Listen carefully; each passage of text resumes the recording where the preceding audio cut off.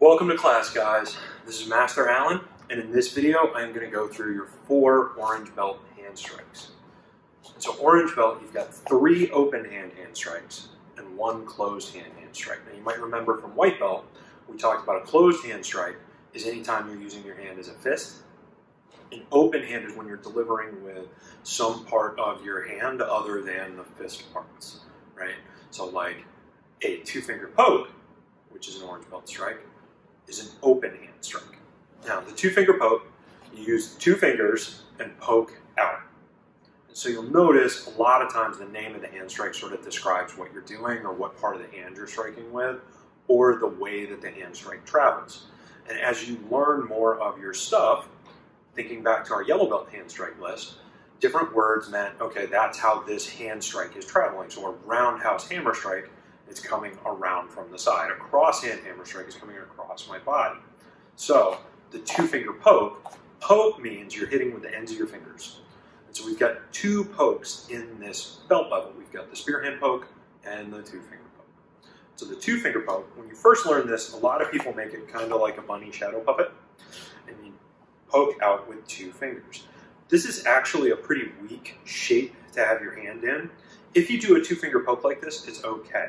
But if you do anything else with your hand, it's weak from a lot of directions, and we want to try to avoid that.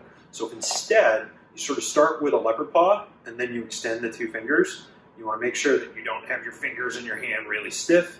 You want to bend almost like so that they look kind of like 2 snake fangs. That is how we want to deliver our 2-finger poke. Okay? And sort of imagine almost like a snake's head kind of going out and forward and darting out and stabbing in, because that's how we want this to travel. Now, this hand shape takes a lot of practice for most people. There are some people that the leopard paw hand shape is pretty natural, but a majority of people, it takes them a while to get comfortable making a leopard paw hand shape. And so taking that and turning it into a 2-finger poke is going to take some time. And so if you do this and you've got like a finger cocking out in one weird direction or your hand is kind of twisted or whatever, take your time. Practice is going to help. And if your fingers start to feel sore or the tightness starts to be uncomfortable, take a break, work on a different hand strike for a little while. Give your hands the opportunity to take different shapes. So one of the things we want to do as a martial artist is be able to change the shape of our hand to deliver power. And so if our hand gets sort of stuck into a shape, then we're working against that goal instead of towards it. So the 2-finger poke, if I have this hand shape, well, as my 2-finger poke's traveling out, if I realize I'm about to hit something that my fingertips are not going to react well with the side of somebody's head, I can change the shape of my hand and change the hand strike in that moment to help protect my hand. And if I throw a 2-finger poke strike and I miss, well, I can come back with this side just like it's a knife hand. And so even though it's not the same shape as the knife hand that we did at yellow belt, I can take this and I can turn it into one just for a moment, just long enough to be able to do that. And so this shape gives me just a little bit more versatility with my 2-finger poke than this shape. With this, the 2-finger poke works just fine. And so if you're new to this hand strike and you're still working on it, this is an okay way to do that. But as you get more comfortable, try to open that hand up just a little bit more so that your fingers and your thumbs are not all in each other's way. Now the spearhand poke. It's very important with the spearhand poke that you don't round your hand. And so when we did the knife hand strike, we had this nice flat hand shape. So the spearhand poke, we want that as well. So you need to have your thumb on the side. If my hand sort of turns into a little bowl, almost like a little spoon, then when I hit with the spearhand poke, I can injure my hand. And so I want to make sure that this is nice and flat and the fingertips reach forward.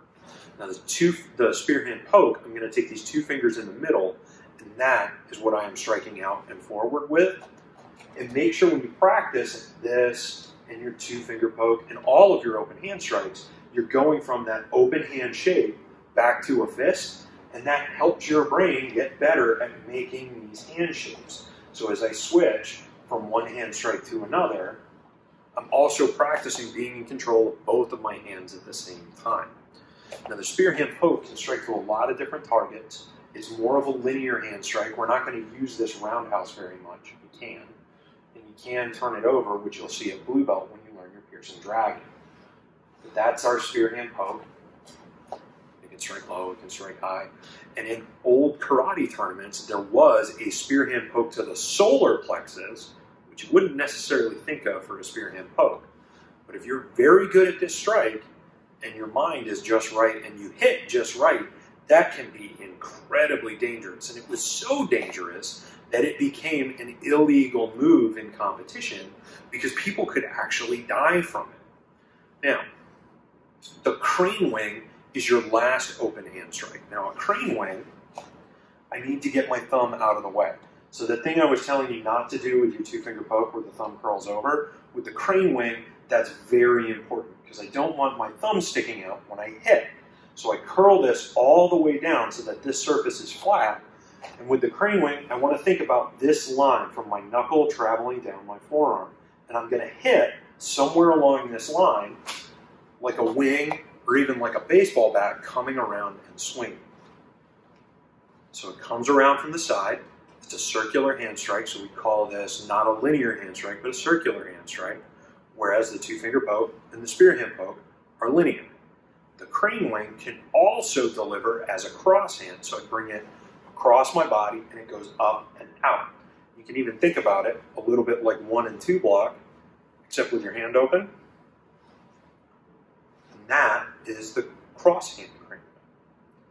Now your final hand strike is the back fist. So for the back fist, I go across my body, and then I'm going to go out and forward with the back of my fist. So it's called the back fist because I hit with the back of the fist. Punch, I hit with this part of my hand. Hammer, I hit with this part of my hand. Back fist, I hit with the back of my fist. Come up and across, out and forward. Up and across, out and forward. And if you practice changing the shape of your hand here, even though you don't need to, it'll actually help you with the other hand strikes where you have to change your hand.